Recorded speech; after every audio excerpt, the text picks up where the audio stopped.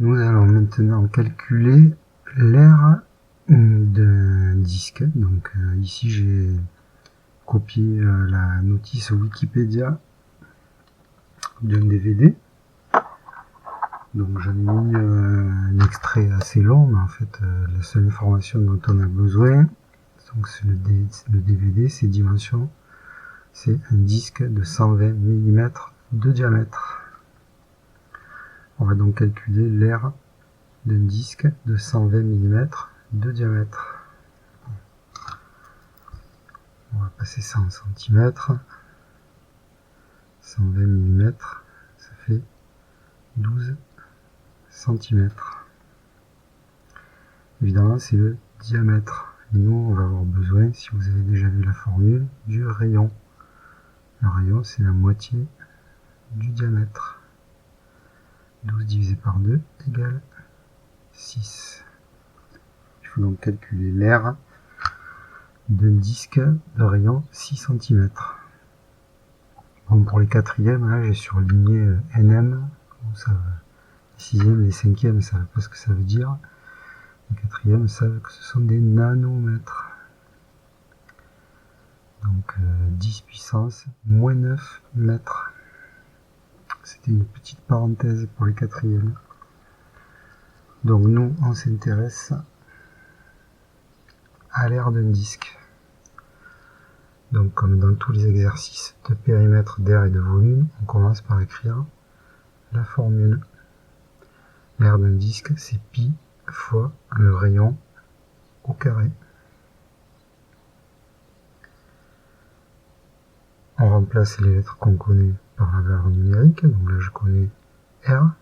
Je remplace R par 6.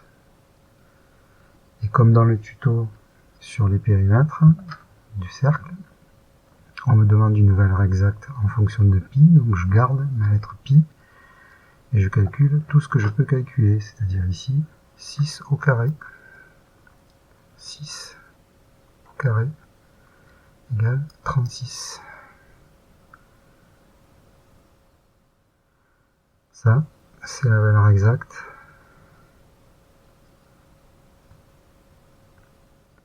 en fonction de pi.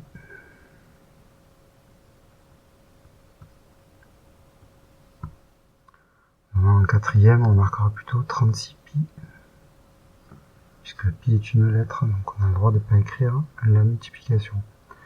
En calcul littéral, on place en général le nombre avant la lettre, donc plutôt 36 pi que pi 36.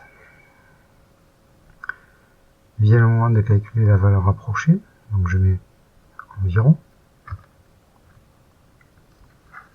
Je tape sur ma machine 36 multiplié par pi, touche seconde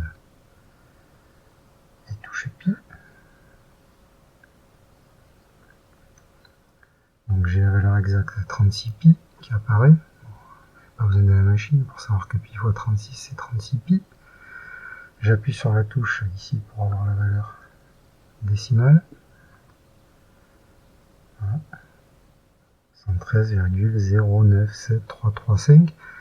Donc je rappelle que ce n'est pas une valeur exacte. C'est pas parce qu'il y a beaucoup de chiffres. Si vous avez regardé le tuto sur pi, ça a une infinité de chiffres après la virgule. Donc quand vous multipliez par 36, vous avez encore une infinité de chiffres après la virgule. Donc la machine, elle nous donne ici une valeur approchée avec 7 chiffres après la virgule. Mais nous, on veut une valeur approchée au centième. Et le chiffre des centièmes, c'est le deuxième chiffre après la virgule. Donc 113,09.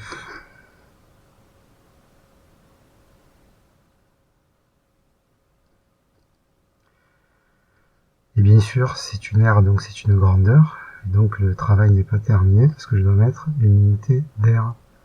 Et comme là, le rayon est en centimètres, j'obtiens une aire en centimètres carrés.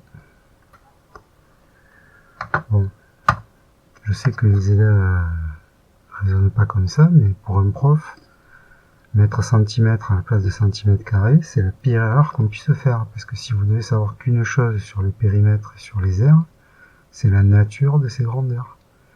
Et la nature des grandeurs, on la voit avec l'unité.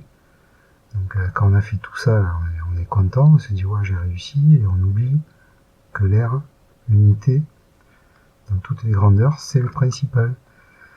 Si vous mettez qu'un nombre, ou si vous mettez un nombre avec la mauvaise unité, vous n'avez plus une aire.